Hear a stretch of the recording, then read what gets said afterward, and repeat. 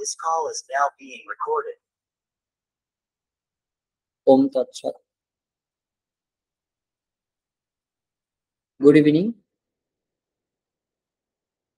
আমি doctor Gopesh Chandra Roy, HD homeo medical একাডেমির পক্ষ থেকে আপনাদের সকলকে জানাচ্ছি আন্তরিক শুভেচ্ছা ও অভিনন্দন।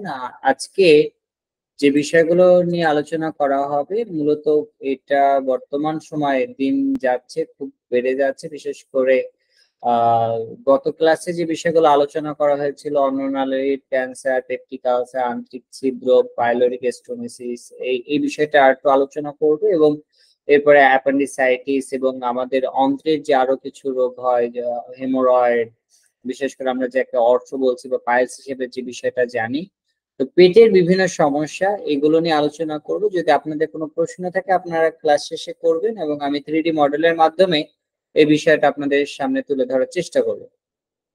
এখন যদি প্রথমে আমাদেরকে আসতে হবে অন্ননালী। অন্ননালীটা কি? অন্ননালী ইংরেজি হচ্ছে ইসোফেগাস, যেটা গলবিল থেকে পাকস্থলী অবধি যে সংযোগকারী যে পেশিবহুল নালী থাকে সেটাই হচ্ছে অন্ননালী।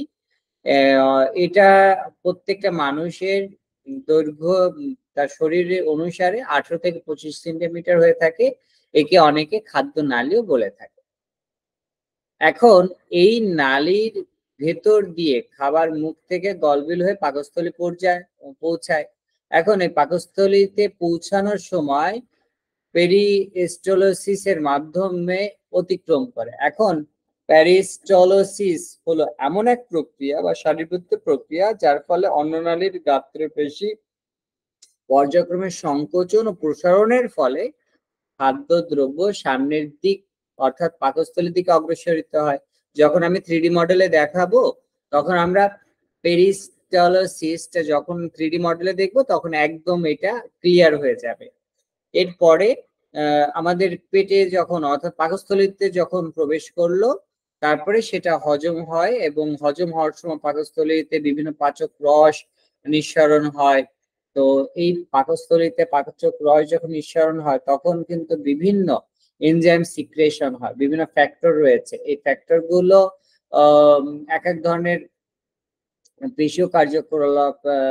এখন আমাদের খাদ্যবস্তু যখন আমরা খাচ্ছি, যে কোনো খাবার খাই, হতে পারে সেটা লিকুইড হতে পারে, সেমি লিকুইড হতে পারে, হার্ড হতে পারে, যাই খাই না কেন, আমরা যখন চাবানো হয় আমাদের মুখের মাংসপেশির মাধ্যমে, লালার মাধ্যমে কিন্তু সেটা শরীরে প্রবেশ করে।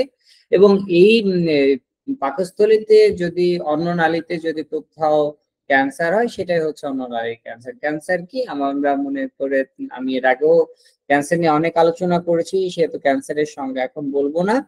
তো ক্যান্সার যদি আমরা চিন্তা করি, বর্তমানে WHO তথ্য বলছে 2018 সালে, এবং WHO যে তথ্য, সেই তথ্য অনুসারে বাংলাদেশে ক্যান্সার আক্রান্তের প্রায় 14% অন্ননালীর ক্যান্সারের রোগী।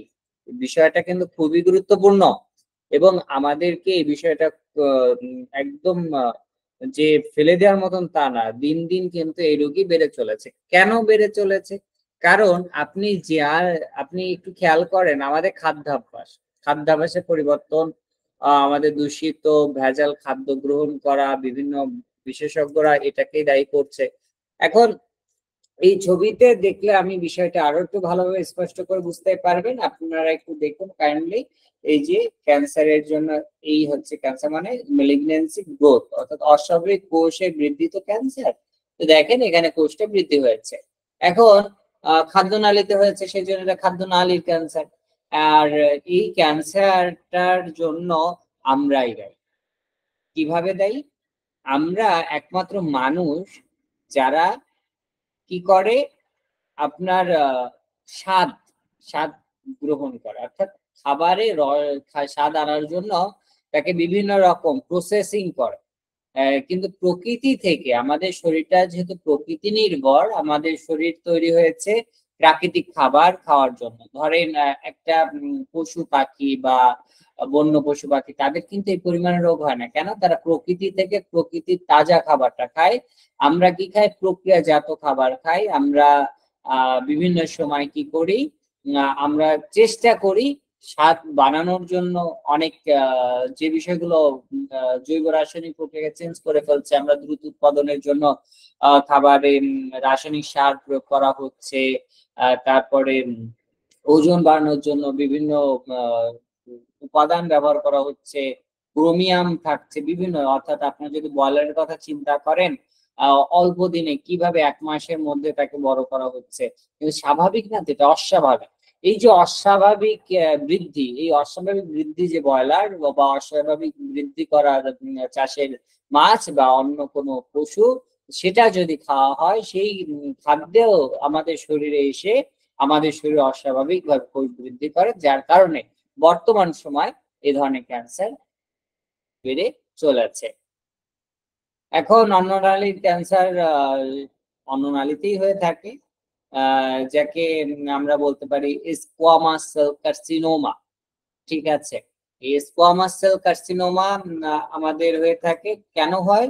যদি প্যারিস্টোলাসিস, যেটা বললাম, পেশি সংকোচনের মাধ্যমে যে অন্ননালীর থেকে যে খাবারটা নামে, বিভিন্ন কারণে আমরা দ্রুত হজম করার জন্য আমরা কি খাচ্ছি, খাবার পরে স্প্রাইট খাচ্ছি, কোকা কোলা খাচ্ছি, 7 আপ খাচ্ছি, এই ধরনের খাবার খাওয়ার কারণে কি হচ্ছে, আমাদের শরীরে এই ক্ষমতা কমে যাচ্ছে, যার কারণে বিভিন্ন রোগ হচ্ছে।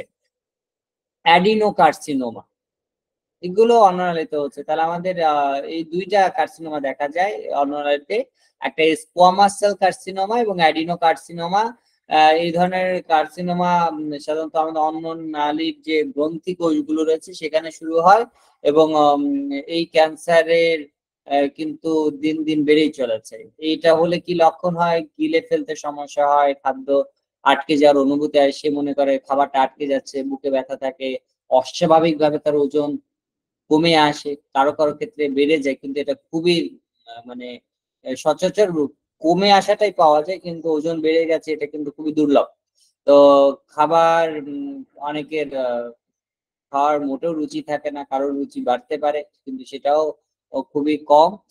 স্বর পরিবর্তন হয়ে যায়, শ্বাসকষ্ট থাকে। অন্ননালী ক্যান্সারের ঝুঁকির মধ্যে যদি আমরা চিন্তা করি কাদের এটা হওয়ার সম্ভাবনা রয়েছে বা কাদের হতে পারে, যারা বেশি করে অ্যালকোহল পান করে। এখন আপনি বলবেন বাংলাদেশে তো আমাদের অ্যালকোহল আমরা খাই না, ইন্ডিয়াতে প্রচুর পরিমাণে খায়। হ্যাঁ ঠিক আছে, আমরা পার্শ্ববর্তী দেশ বা অন্য দেশের কথা বলতেই পারি, কিন্তু মূলত বাংলাদেশে যে প্রচলিত যে কোমল পানীয় গুলো আছে, এখানে যে মাত্রা থাকে তার থেকে যদি বেশি থাকে, বাংলাদেশে তারি বলতো, বাংলাদেশি যে তারি বা দেশি মদ বলা হয়, এগুলো সবই কিন্তু অ্যালকোহল, বা যদি আপনি খেজুরের রস এগুলো যদি অনেক মানে অনেকদিন রেখে দেয়, ওটা অ্যাসিডিটি হলে তার মধ্যেও কিন্তু এই প্রবণতা বাড়ে, এবং এই ধরনের খাবার খেলে আমাদের শরীরে সমস্যা হতে পারে। তো মানুষের ভিতরে যদি এইচপিভি ভাইরাস, যেটা হিউম্যান প্যাপিলোমা ভাইরাস বলা হচ্ছে, এই প্যাপিলোমা ভাইরাসও যদি ঢোকে বা প্রবেশ করে, তারও এই ক্যান্সার হওয়ার সম্ভাবনা রয়েছে। ছোটবেলা থেকে প্রচুর পরিমাণে অম্ল গ্যাসের সমস্যায় ভুগছে, তার কিন্তু বয়সকালে এই অন্ননালী ক্যান্সার হতে পারে। অনেক রোগ আছে, বিশেষ করে বারবারিটি নামে একটা রোগ রয়েছে, এই রোগ হলেও তাদের ক্ষেত্রে ক্যান্সার হওয়ার সম্ভাবনা রয়েছে। তো ক্যান্সার হলে কি করা হয়? ক্যান্সার হলে কিছু রক্তের পরীক্ষা করা হয়, এন্ডোস্কোপি করা হয়, এবং পরীক্ষার জন্য সিটি স্ক্যান, এক্স-রে বা পিটি স্ক্যান। সাধারণত ক্যান্সার কনফার্ম হয়ে গেলে পিটি স্ক্যান করে দেখা হয় সেটা কোন স্টেজে আছে, first stage, second stage, third stage না ফোর্থ স্টেজ। অন্ননালী ক্যান্সার আমরা যদি 3D মডেলের মধ্যে দেখি, আমাদের বর্তমানে এন্ডোস্কোপি করে যেটা দেখা যায় সেটা এরকম থাকে। আপনারা এই সবুজ রঙের এইটুকু দেখলে আপনি বুঝতে পারবেন। এখন একজন ব্যক্তি ধূমপান করেনি, কিন্তু তার কি ক্যান্সার হবে না? হ্যাঁ, হতেই পারে। কারণ তার পরিবারে যদি ধূমপান করে এবং তার যদি সে রোগ প্রতিরোধ ক্ষমতা যদি দুর্বল থাকে, তাহলে তার হবে। যদি রোগ প্রতিরোধ ক্ষমতা ভালো থাকে, আমাদের ভিতরে যে জিন রয়েছে, জেনেটিক যে কোড রয়েছে, সেই জেনেটিক কোডে যদি তার এইটার রোগ প্রতিরোধ ক্ষমতা ভালো থাকে, তাহলে কিন্তু সে ধূমপান করে 100 বছরের বেশি বাঁচতে পারে।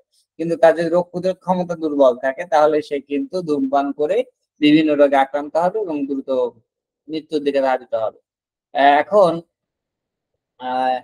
যদি একজন ব্যক্তি বলে যে আমার এই শারীরিক ওজন কমে যাচ্ছে, বিভিন্ন সমস্যা হচ্ছে, তাহলে কি করতে হবে? দ্রুত একজন চিকিৎসকের পরামর্শ নিতে হবে এবং তাকে কিছু খাবার খাওয়া নিষেধ করে দেওয়া যেতে পারে একদম সর্বপ্রথম আমরা চিকিৎসা শুরু করি বা না করি। তাকে বলা যেতে পারে যেকোনো ক্যান্সারের ক্ষেত্রে আমরা সাদা চিনি এটা খেতে মানা করব, যেটা পরিশ্রুত বা একদম ধবধবে যেটা সাদা চিনি এটা খেতে মানা করব এবং সাদা লবণ অর্থাৎ দুটোই হোয়াইট পয়জন বলা হয়, কারণ সাদা বিষ অর্থাৎ চিনিও বিষ, আপনার লবণও বিষ, এই দুটোকে আমরা মানা করব। এই দুটোকে যদি মানা করা হয় এবং যদি তাকে পর্যাপ্ত পরিমাণে ভিটামিন সি খাওয়ার কথা বলা হয়, ভিটামিন সি কিন্তু কেমোর মতন কাজ করে এবং এটা প্রমাণিত। আমরা এটা তাদেরকে কি করতে পারি, সাজেস্ট করতে পারি। এবং যদি কারো মধ্যে হার্নিয়া রোগ থাকে, তো হার্নিয়া রোগ থাকলে পাকস্থলী যদি ডায়াফ্রাম অংশের মধ্যে থেকে যদি বেরিয়ে আসে খাদ্যনলের নিচে যদি সেটা চলে যায়, তাহলে কিন্তু তাদের ক্ষেত্রে অনালী ক্যান্সার হতে পারে। এবং যদি কারোর মধ্যে এইচপিভি হিউম্যান প্যাপিলোমা ভাইরাস যদি থাকে, তাহলে তার জরায়ু ক্যান্সার, সার্ভাইকাল ক্যান্সার হতে পারে। এটা সাধারণত মেয়েদের ক্ষেত্রেই হয়ে থাকে, আর ছেলেদের ক্ষেত্রে যদি এই ভাইরাস ঢোকে তাহলে অন্ননালীর ক্যান্সার বা অন্য কোথাও ক্যান্সার হতে পারে। এখন আমরা জানি আলসার আলসার কিন্তু একটা কমন ব্যাপার, পেপটিক আলসার বা রিওডিনাল আলসার। আমি এটা নিয়ে কিন্তু এর আগে আলোচনা করেছি। গ্যাস্ট্রিক আলসার নামটির সঙ্গে কিন্তু পরিচিত নেই এমন কেউ জানে না। মানুষ একটু কিছু হলে গ্যাস বাড়লেই বলা যায় আমার মনে আলসার হচ্ছে। সাধারণ লোকজনের গ্যাস্ট্রিক বা আলসার বলতে যা বোঝায় চিকিৎসা বিজ্ঞানে তাকে কিন্তু আমরা পেপটিক আলসার বলে থাকি। পেপটিক আলসার কি? গ্যাস্ট্রিক আলসার বা আলসার, সেটাই পেপটিক আলসার। পেপটিক আলসারে কি হয়, আমাদের স্টোমাকে যে ডিওডেনাল আলসার বলেন, পেপটিক আলসার হয় কি, আমাদের মানে চিকিৎসা বিজ্ঞানের ভাষায় যদি আমরা একটু চিন্তা করি, তাহলে আমরা এটাকে এভাবে বলতে পারি, পেপটিক আলসার আমাদের পাকস্থলীর মানে স্টোমাক, আমরা সাধারণত স্টোমাক পাকস্থলী বলছি, তো এই পাকস্থলীতে যে আলসারটা হচ্ছে বা সেটাই পেপটিক আলসার বা ডিওডেনাল আলসার বা পেটের উপরি অংশের উপরে যদি কারো ব্যথা হয়, তারপরে তার বুক জ্বালা পোড়া করে, তার যদি পেটের মধ্যে অনবরত শব্দ হয়, যে অনেকে বলা হয় স্টোমাক এক বলা হচ্ছে, তো এর মূল কারণ কি? মূল কারণ হচ্ছে পাকস্থলীতে হাইড্রোক্লোরিক অ্যাসিড মাত্রায় বেড়ে যাওয়া। এখন এই হাইড্রোক্লোরিক অ্যাসিড যদি মাত্রায় বেড়ে যায় এবং সেটা যদি সঠিকভাবে যে প্রক্রিয়ায় এটাকে নিঃসরণ করতে হবে, খাবার যদি সঠিক সময় না দেওয়া হয়, তাহলে এটাই কিন্তু আমাদের এই পাকস্থলী আস্তরণকে ছিদ্র করে ফেলে এবং সেখান থেকে কিন্তু আমাদের আলসারের সমস্যা হয়ে থাকে। এবং বর্তমান সময়ে যে বিভিন্ন ধরনের হাই যে অ্যান্টিবায়োটিক দেওয়ার সময় যে গ্যাসের অনেক দামি দামি ওষুধ দেওয়া হয় প্রায় 10 টাকার উপরে, তো এই ধরনের ওষুধ যদি পার্সেন্ট যদি দুটো বেশি করে খাওয়া হয়, তাহলে কিন্তু তাদের মধ্যে এই আলসার হওয়ার সম্ভাবনা অনেক বেড়ে যায়। এবং অনেকের মধ্যে দীর্ঘদিন যাবত যদি আপনার পার্সেন্ট যে কিছু গ্রুপের যদি আপনার গ্যাসের যে ক্যাপসুল বড়ি খায়, তাহলে কিন্তু তার মধ্যে পেটের সমস্যা বাড়ে। প্রথমে গ্যাস ছিল, গ্যাস সেরে যে আলসার হয়েছে, এখন আলসারের থেকে ক্যান্সার হয়ে যাচ্ছে। এই জন্য আমাদের সচেতনতাই মূল, তাদেরকে বোঝাতে হবে, কারণ প্রতিরোধ করতে হবে। তো পেপটিক আলসার হলে কিছু লক্ষণ দেখা যায়, তার পেট জ্বালা পোড়া, গ্যাস আছে, পেট ফাঁপা ফাঁপা ভাব, তার গলায় কিছু বেঁধে আছে, তার বমি বমি ভাব, পায়খানা কালো হওয়া, তার ওজন কমে যাওয়া, এগুলো কিন্তু কমন লক্ষণ থাকে। এখন রুগী এসে কি বলবে? রুগী এসে বলবে সাধারণত, ডাক্তার সাহেব আমি না খালি পেটে যখন থাকি, খালি পেটে থাকলে আমার পেটের উপরের ভাগে খুব ব্যথা হয়, জ্বালা পোড়া করে, আমার পেইন হয়। কোথায় পেইন হয়? সে দেখা গেল হাতের উপরে আপনার বুকটা চেপে চেপে দেখাচ্ছে, তখন আপনি দেখে বুঝলেন যে আসলে এই জায়গাটা হচ্ছে।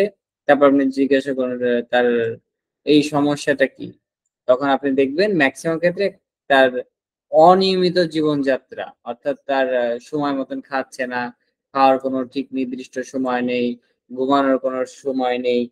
তো এর কারণে যদি দেখা হয়, আমরা পরীক্ষা করতে দেখলে দেখা যাচ্ছে যে পেটের মধ্যে হেলিকোব্যাক্টার পাইলোরি নামক জীবাণু যদি আক্রান্ত করে তাহলে কিন্তু সরাসরি আলসার হয়ে যায়।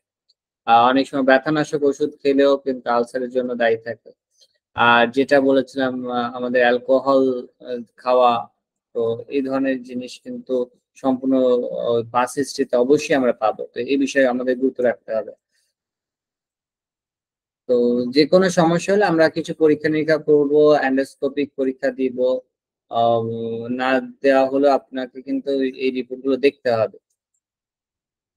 এন্ডোস্কোপি কেমন একটা পরীক্ষা আপনার এই ছবিটা দেখলে বুঝতে পারছেন। আপার এন্ডোস্কোপি অর্থাৎ উপরে, অর্থাৎ ডিওডিনামের উপরে অংশ চলে যাচ্ছে, এন্ডোস্কোপিক এই নালীর মধ্যে এসোফেগাস হয়ে স্টোমাকের ভিতরে যে আপনার এই মেশিনের মাধ্যমে ছবিটা দেখা হয়।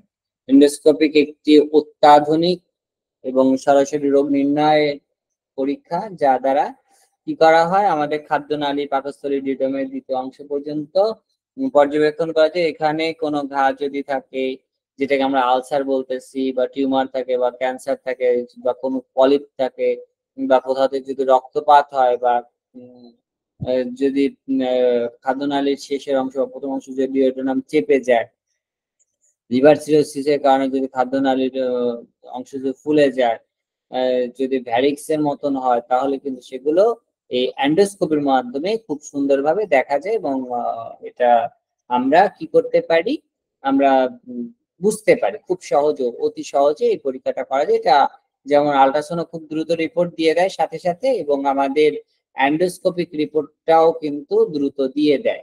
তো এখানে কিছু ব্যাপার আছে, যেমন এন্ডোস্কোপি কেন প্রয়োজন হয়।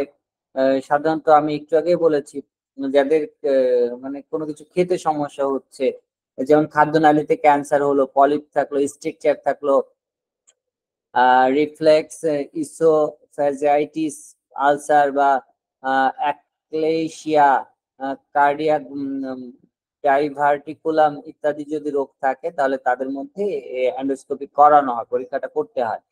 আবার যদি রক্ত বমি থাকে, যদি রক্তক্ষরণ হয়, তাহলে এর কিছু রোগ সংক্ষেপে আমরা বলি ইভিএল, ইএসটি, এপিএসি ইত্যাদি রোগের যদি হয়, তাহলেও কিন্তু আমরা এই এন্ডোস্কোপিক পরীক্ষাটা করি। পেটের উপরিভাগে যদি ব্যথা হয়, পেট ফাঁপা থাকে, কাঙ্ক্ষিত ওষুধ দিয়ে কোনো কিছু বুঝতে পারছেন না, খালি পেটে কিংবা খাওয়ার পরে কিছু বমি হয়ে যাচ্ছে, তো এই ধরনের সমস্যা থাকলে আমরা কি করতে পারি, এন্ডোস্কোপিক পরীক্ষা করাতে পারি, এবং এটা দেখলে বোঝা যাবে। এবং এটা করলে হয় কি, যে তার ক্যান্সার হচ্ছে না আলসার হচ্ছে, কোনটা হচ্ছে সেটা তাকে দেখানো যায়। অনেক সময় আছে যে মানুষ মাছের কাঁটা বা মাংসের হাড় খেতে যে অনেক সময় আটকে যেতে পারে বা গলায় বাঁধতে পারে, পরবর্তীতে কোনো সমস্যা হলে এটা দেখা যায়। কিন্তু আমাদের একটা বিষয় বুঝতে হবে, যদি আমাদের রোগ প্রতিরোধ ক্ষমতা ভালো থাকে, কোনো কিছুতে কোনো সমস্যা হয় না। রোগ প্রতিরোধ ক্ষমতা দুর্বল হয়ে গেলে তখন সমস্যা হয়। তো এন্ডোস্কোপিক রিপোর্ট গুলো এরকম হয়।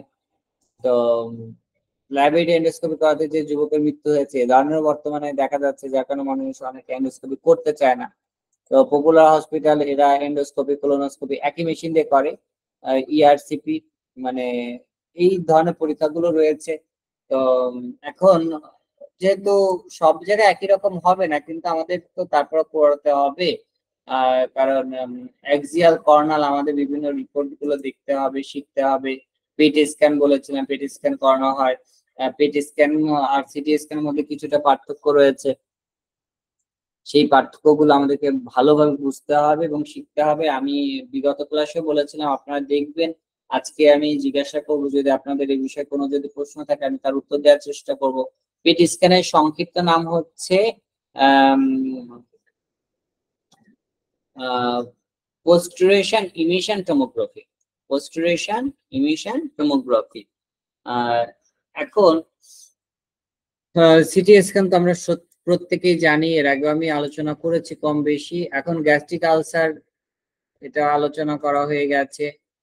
পাইলোরিক স্টেনোসিস, এবার দেখেন পাইলোরিক স্টেনোসিস, এই বিষয়গুলো বিগত যে টপিক গুলো বললাম এগুলো কিন্তু এর আগেও আলোচনা করেছিলাম। তো আজকে আরেকটু ভালোভাবে আলোচনা করলাম। আজকে দেখেন পাইলোরিক স্টেনোসিস। স্টেনোসিস মানে কি, এইখানে আমার যে আপনার এই ছবিটা দেখলে বুঝতে পারবেন, পাকস্থলী আঁকাটা ছোট, মানে অন্ত্রের এই জায়গাটা প্রথম অংশটা পাইলোরাস, এটাকে বলা হচ্ছে পাইলোরিক। তাহলে পাইলোরাস এই অংশটা কি হয়, সংকীর্ণ হয়ে যাচ্ছে। এটা স্বাভাবিক থাকে, ফাঁকা থাকে। দেখেন এই জায়গাটা কি সুন্দর ফাঁকা রয়েছে, কিন্তু যতটুকু ফাঁকা থাকার দরকার এখানে যদি আমরা ছবিটা দেখি তাহলে আরো ভালো বুঝতে পারবেন। দেখেন এটা হচ্ছে হেলদি পাইলোরাস। হেলদি পাইলোরাসে কি হচ্ছে, এই জায়গাটা বেশ খানিক ফাঁকা আছে, খাবারটা এখান থেকে যাচ্ছে। পাইলোরিক স্টেনোসিসে কি হচ্ছে, পাইলোরিক স্টেনোসিসে এই জায়গাটা ফুলে এই জায়গাটা একদম সংকুচিত হয়ে গেছে। এখন আমার লার্জ ইন্টেস্টাইন অর্থাৎ পাইলোরাস থেকে আমার কোথায় যাচ্ছে, আমার বৃহদন্ত্র, বৃহদন্ত্রতে ক্ষুদ্রান্ত্র। এই যে যাওয়ার সময় পাইলোরাস যদি সংকীর্ণ হয়ে যায়, যদি ছোট হয়ে যায়, সেইটাকে বলা হচ্ছে পাইলোরিক স্টেনোসিস, সংক্ষেপে এইচপিএস, হাইপারট্রফিক পাইলোরিক স্টেনোসিস, বা অনেক জায়গায় লেখা পিএস। তো আমরা এগুলো একটু খেয়াল করব, কারণ অনেক শর্ট ফর্ম আমাদেরকে জানতে হবে। তো আমার মনে হয় এই বিষয়টা বুঝতে পেরেছেন। তারপরে আবারও বলছি যে সাধারণত একটা শিশু যখন জন্মগ্রহণ করে, জন্মগ্রহণ করার প্রথম কয়েক সপ্তাহের মধ্যে শিশুর এই কারণগুলো কিন্তু শরীরে কিছু বোঝা যায়। যেমন খাবার, সে সাধারণত খাবারের থেকে কম খাচ্ছে, বা যেটা খাচ্ছে সেটা বমি হয়ে যাচ্ছে। যদি সেটা মাত্রাতিরিক্ত হয় তাহলে আপনাকে চিন্তা করতে হবে। সেই বাচ্চারা কিন্তু বমি করে, একটা স্বাভাবিক বমি আছে। কিন্তু পাইলোরিক স্টেনোসিস হলে কি হবে, খাওয়ানোর পরই প্রচুর পরিমাণে বমি হবে। ক্ষুধার্ত রোগী, বাচ্চা খুবই ক্ষুধার্ত, কিন্তু ক্ষুধার্ত হলেও খাওয়ার পরে সে কান্না করবে, তার দুর্বলতা থাকবে, ওজন তার কমে যাবে, পেটের উপরে তার মধ্যে একটু সমস্যা হবে। দেখা যাচ্ছে ছোট বাচ্চা পেটের উপরে হাত দিতে পারে। তার ভিতরে আপনি যদি এই ধরনের লক্ষণ পান তাহলে কি করতে হবে, একটা আল্ট্রাসাউন্ড করতে হবে, একটা এক্সরে করতে হবে। এই দুটো করার পরে একজন চিকিৎসক একটা সঠিক ধারণায় যাবে। কিন্তু সরাসরি যদি আপনাকে বলা হয় যে পাইলোরিক স্টেনোসিস হয়ে যাচ্ছে, তাহলে এটা মানা যাবে না, কারণ মানার আগে অবশ্যই কিছু পরীক্ষা নিরীক্ষা করা প্রয়োজন। এবং মডার্ন মেডিসিন অ্যালোপ্যাথিকে কিন্তু পাইলোরিক স্টেনোসিস একমাত্র তারা বলবে সার্জারি ছাড়া কোনো উপায় নেই। তবে হোমিওপ্যাথিক চিকিৎসক আমরা আমাদের হোমিওপ্যাথির জনক ক্রিশ্চিয়ান ফ্রেডরিক স্যামুয়েল হ্যানিম্যান স্যারের নির্দেশিত দেখানো পথ অর্গান অফ মেডিসিনে তিনি যেভাবে বলেছেন, ক্রনিক ডিজিজে যে কথা বলেছেন সেই কথা বলে যদি আমরা ম্যাজমেটিক ম্যালাইটাস যেটা বলা হয়, আমাদের যদি মায়াজমকে চিন্তা করে আমরা সেই ওষুধটা দিয়ে যদি আমরা ধাতুগত মেডিসিন দেই, তাহলে এই ধরনের সমস্যার সমাধান হতে পারে। কারণ বর্তমানে যদি চিন্তা করেন অনেক এই ধরনের রোগী যেগুলো আপনার মডার্ন মেডিসিন ফেরত দিয়ে দিয়েছে, ভেলোর সব বিভিন্ন জায়গাতে ফেরত দিয়েছে, সেই ধরনের রোগীও কিন্তু পরিবর্তন আসছে। তো আমরা ন্যারো পাইলোরিসিস, কারণ এইটা কেন হলো, কে করেছে, শরীর করেছে। তো শরীরই তো এটা পরিবর্তন করতে পারে, শরীরে সে ক্ষমতা রয়েছে। আমাদের কাজ হচ্ছে তাকে একটা স্টিমুলেশন দেওয়া, একটা বার্তা দেওয়া যে তুমি এটা ভুল করেছো, এটা ঠিক করে ফেলো। এই যে শরীরকে বোঝানো, এই শরীরকে যদি আমরা বোঝাতে পারি তাহলেই কিন্তু আমাদের শরীর সুস্থ হয়ে যাবে। এবং আমাদের ভিতরে যে ঈশ্বর প্রদত্ত যে আমাদের ভিতরে যে একটা ডাক্তার, যেটাকে যে নিয়ন্ত্রণ করে সকল ইমিউনিটি সিস্টেমকে, তাকে কিন্তু কাজে লাগাতে হবে। তো পাইলোরিক স্টেনোসিস নবজাতকদের ক্ষেত্রেই এটা বেশি দেখা যায়, এবং বয়স্কদের ক্ষেত্রে পাওয়া যাবে না এ কথা ভুল, কিন্তু সেটা খুবই কম।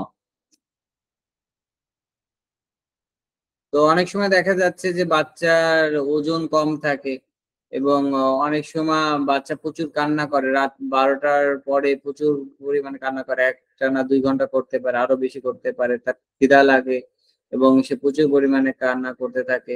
এই ধরনের রুগী কিন্তু যদি পান, একটু কিছু হলে বাচ্চা কি করে, মানে কুকড়ে মুচড়ে, মানে কুচকে যায়, বা কিছু খেলেই বমি করে দেয়, ঘুমাতে পারে না। তো এই ধরনের লক্ষণ পেলে কিন্তু আমরা হোমিওপ্যাথিক ওষুধ দিলে অনেক পরিবর্তন হয়। কিন্তু আমরা কখনো কিন্তু এই পরীক্ষাগুলো করিনি। তো আমার মনে হয় যে লক্ষণগুলো পাইলোরিক স্টোনিসের যে লক্ষণগুলো, এই লক্ষণগুলো আমরা পাই, প্রায় সময় পাই, কিন্তু আমাদের এখন থেকে করতে হবে যে আমরা এরকম রোগী পেলে আমরা বলবো যে আপনি একটা পরীক্ষা করেন, একটা অ্যালোপ্যাথিক চিকিৎসককে দেখান, শিশু বিশেষজ্ঞকে দেখান, দেখানোর পরে কি বলে, তারপরে যখন পরীক্ষা করে যদি কোনো বলে যে এটা অপারেশন করতে হবে, কোনো মারাত্মক সমস্যা, তাহলে অবশ্যই আপনি রিপোর্টটা নিয়ে আসবেন, আমরা অবশ্যই চিকিৎসা করব। এরপরে যদি আপনি চিকিৎসা করেন, পরিবর্তন হবে এবং রোগী সুস্থ হয়ে যাবে, তার ডাটাটা আপনার থাকবে। তো এখন আলোচনা করব অ্যাপেন্ডিসাইটিস। এখন অ্যাপেন্ডিসাইটিস এর আগে আমাদের জানতে হবে অ্যাপেন্ডিক্স কি।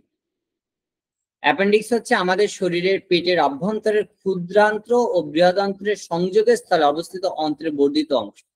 এখন মডার্ন মেডিসিনের ভাষায় তারা বলে কি এটা একটা অপ্রয়োজনীয় অঙ্গ, এর কোনো কাজ নেই। তো ইনফ্লামড অ্যাপেন্ডিক্স, দেখেন এই অ্যাপেন্ডিক্সটা কিন্তু ফুলে উঠেছে, এই জন্য বলা হচ্ছে ইনফ্লামড।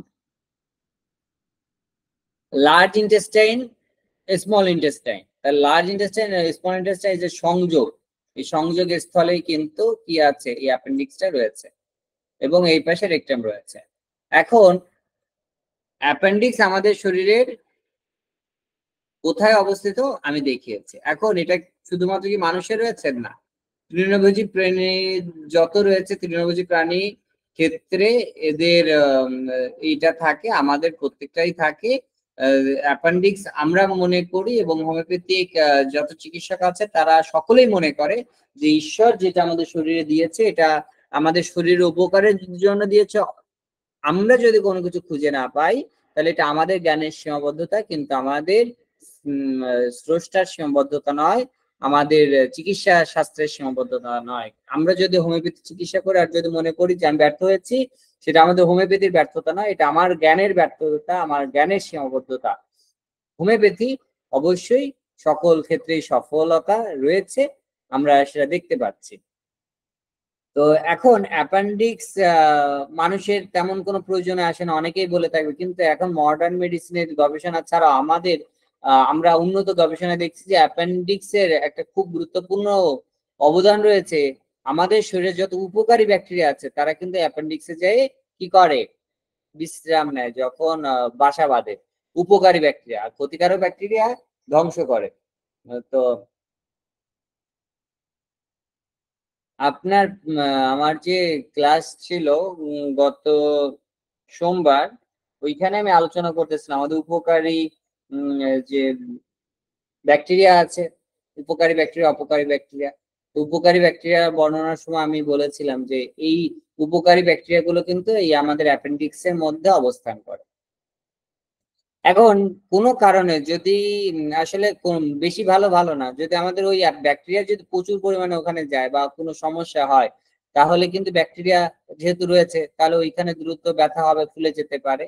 তো এই জন্য অ্যাপেন্ডিক্স কিন্তু ফুলেও যায়, ব্যথাও করে যদি সময় মতন কেউ না খায়, যদি সে অনিয়মিত জীবন যাপন করে, তাহলে তাদের মধ্যে অ্যাপেন্ডিক্স দেখা যায়। সাধারণত 15 থেকে 30 বছর মধ্যে অ্যাপেন্ডিসাইটিস এর রোগী বেশি পাওয়া যায়। কেন পাওয়া যায়? কারণ এই সময় মানুষ অনিয়ম বেশি করে। এটা শুধুমাত্র ছেলেদের বা মেয়েদের না, এটা উভয়েরই হয়ে থাকে। এটা হলে পেটের নাভির চারপাশে ব্যথা হয়, তলপেটের ডান পাশে স্থায়ীভাবে থাকে, বমি বমি ভাব হয়, হালকা জ্বর থাকে, ক্ষুধামন্দা থাকে।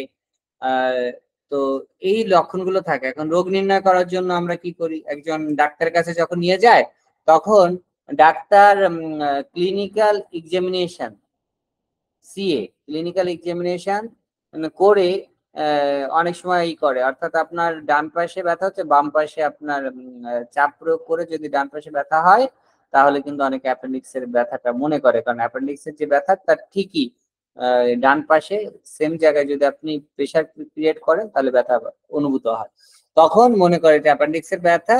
এবং তখন পরীক্ষা করতে দেয়, এক্সরে করতে দেয়, আল্ট্রাসাউন্ড পরীক্ষা করে, আল্ট্রাসাউন্ড এগুলো করে। আল্ট্রাসাউন্ড করলে কিন্তু আপনার স্বাভাবিক, যদি আপনি বলেন USG of ultrasound lower abdomen দিলে কিন্তু বোঝা যায় না, ওটা আপনাকে মেনশন করা লাগবে।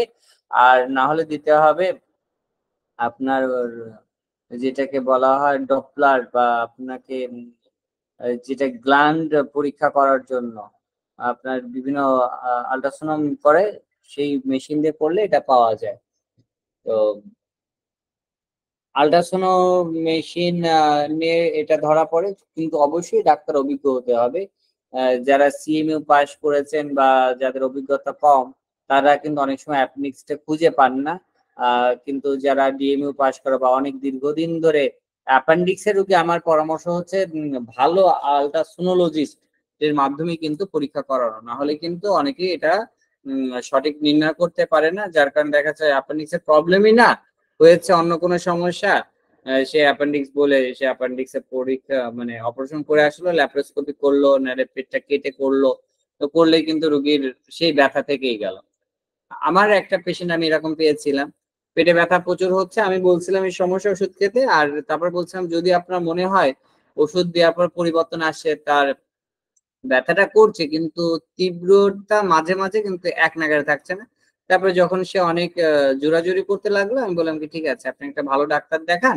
আর তিনি আপনি দেখান একটা আপনি ভালো ডাক্তার দেখান, মেডিসিন বিশেষজ্ঞ দেখান, বা আপনার যেটা মনে হয় আপনি দেখান, দেখানোর পরে আপনি পরবর্তীতে রিপোর্ট নিয়ে আসেন।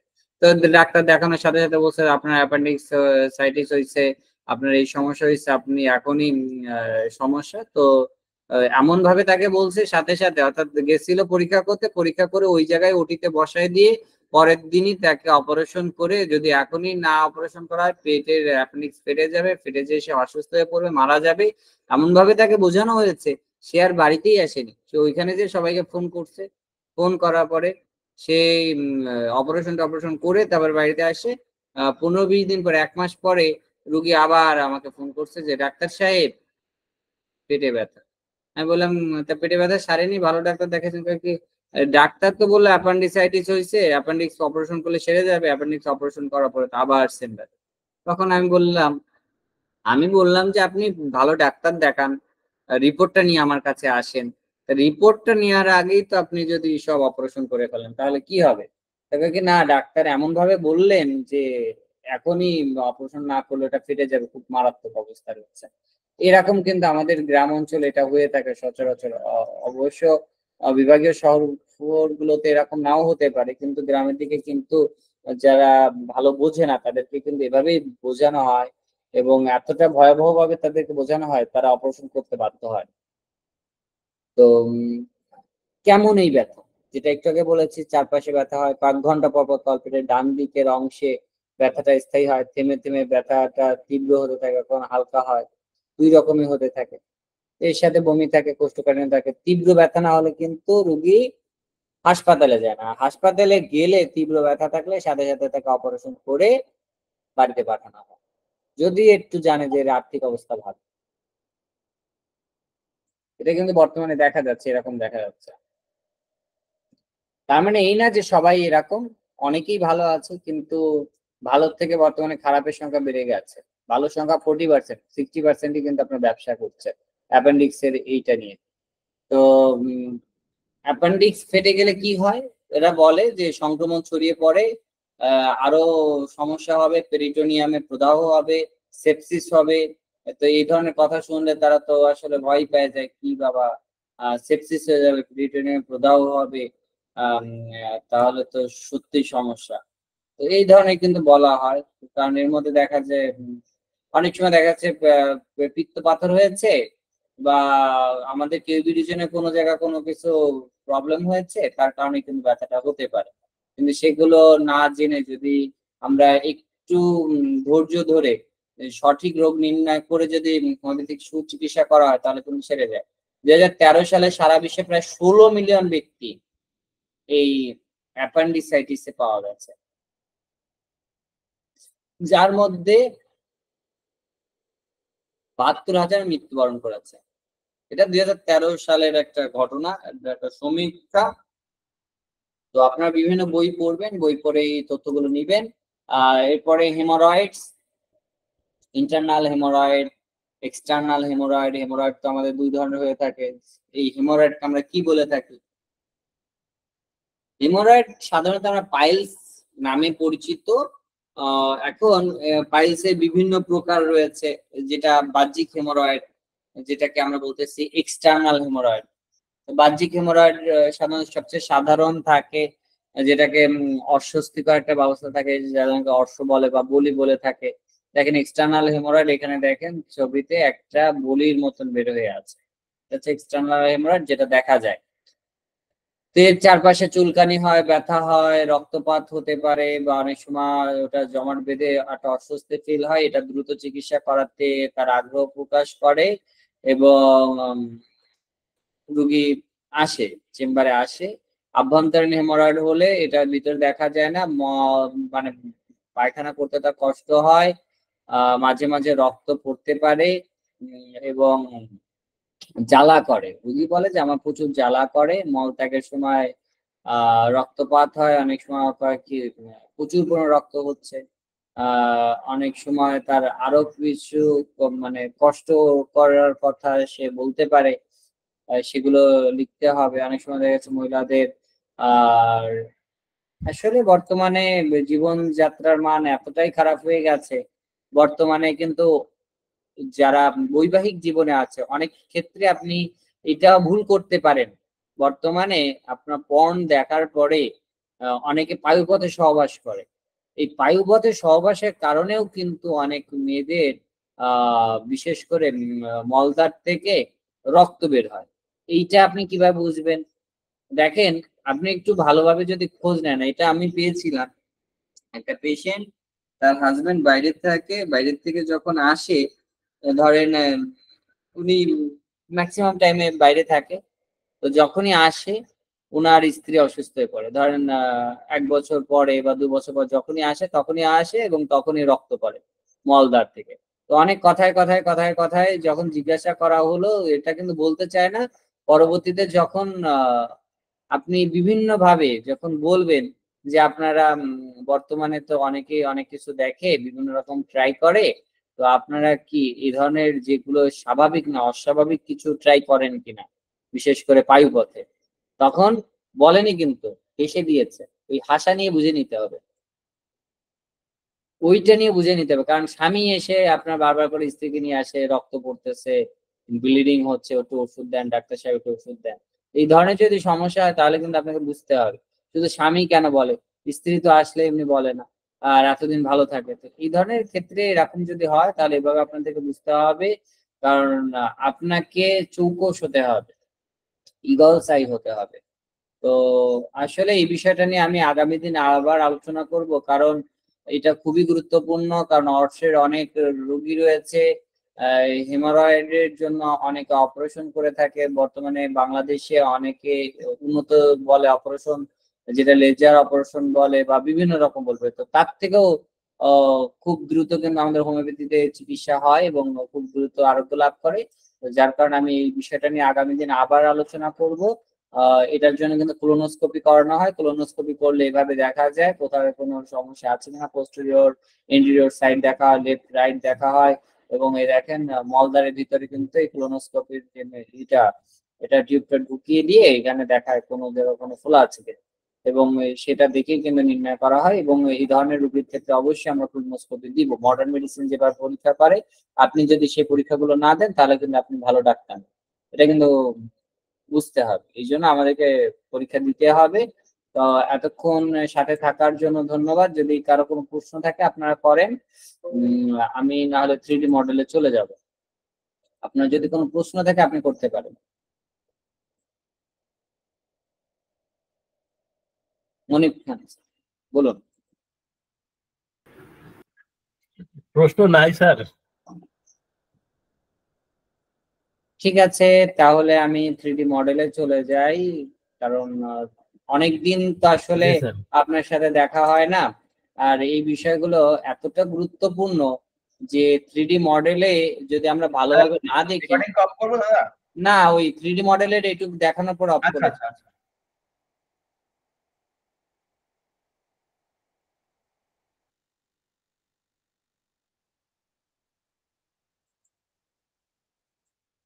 The autonomic nervous system controls contractions of the alimentary canal that move swallowed food এই down যে the esophagus, এই স্টেনোসিস, turn the অর্থাৎ stomach, খাবারটা and কিভাবে to move ঢুকতেছে আপনারা chyme একটু in the দেখেন। small intestine এই and যে large আমাদের intestine. ভিতরে ঢুকতেছে। The alimentary canal is a single continuous tube that includes the oral cavity esophagus, stomach, sir screen share হয়নি মনে হয় স্যার। ও the স্ক্রিন tissue শেয়ার হয়নি, layers that form the walls of the ঠিক tube আছে আমি include two layers of smooth muscle. The contraction and relaxation of these muscles is called peristalsis. One peristaltic wave can be enough to move a bolus down the esophagus and into the stomach. এই যে In the intestines, এই the waves are জিনিসটা কিন্তু smaller আমাদের and বুঝতে more হবে, আর regular. এইখানেই As যদি one section problem of the হয় contracts, তখনই the কিন্তু আমাদের section in আন্ত্রিক front রোগ হচ্ছে। relaxes. This occurs in the rhythmic R wave-like সংকোচন patterns প্রসারণ, that create সংকোচন the প্রসারণ। peristalsis that propels substances forward. আপনারা যেহেতু আমি দেরিতে হয়েছিল, আমি পুনরায় এটা একটু দেখাই তাহলে আপনি বুঝতে পারবেন। The autonomic nervous system controls contractions of the alimentary canal that move swallowed food down the esophagus, churn the stomach, and move chyme through the small intestine and large intestine. The alimentary canal is a single continuous tube that includes the oral cavity, esophagus, stomach, and intestines. The tissue layers that form the walls of the tube include two layers of smooth muscle. The contraction and relaxation of these muscles is called peristalsis. One peristaltic wave can be enough to move a bolus down the esophagus and into the stomach. In the intestines, the waves are smaller and more regular. As one section of the intestine contracts, the section in front relaxes. This occurs in the rhythmic, wave-like patterns that create the peristalsis that propels substances forward.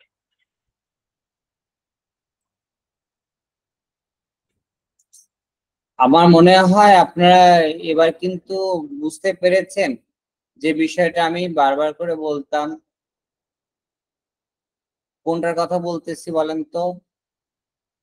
খাদ্য এই যে আমাদের শরীরে যে ঢুকলো না, আমাদের পেরিস্টলোসিস, এই যে পেরিস্টলোসিস প্রক্রিয়াটা আমার মনে হয় এখন ক্লিয়ার হয়েছে। আপনি বুঝতে পেরেছেন? এই পেরিস্টলোসিসের যদি প্রবলেম হয়, অর্থাৎ খাবারটা গ্রহণ করার পরে আমাদের যে ঢুকছে শরীরে, এই যে ঢোকার প্রক্রিয়াটা সংকোচন প্রসারণ, এই প্রসারণ এটা যদি বাধাগ্রস্ত হয় তাহলে আমাদের শরীরে বিভিন্ন সমস্যা হয় এবং হরমোন সিক্রেশনটা কমে যাচ্ছে। এখন এই পেরিস্টলোসিস হতে গেলে আমার খাবারের মধ্যে প্রচুর পরিমাণে হরমোনটা সঠিক সিক্রেশন হতে হবে, লালা সিক্রেশন হতে হবে, তাহলে কিন্তু এটা হবে। আমার মনে হয় আপনি বুঝতে পেরেছেন। আর যদি কোনো প্রশ্ন থাকে আপনি প্রশ্নগুলো তৈরি করবেন, আর আগামীতে আপনি একটু চেষ্টা করবেন একটু দ্রুত জয়েন করার জন্য। ধন্যবাদ, শুভরাত্রি সকলকে। জি স্যার।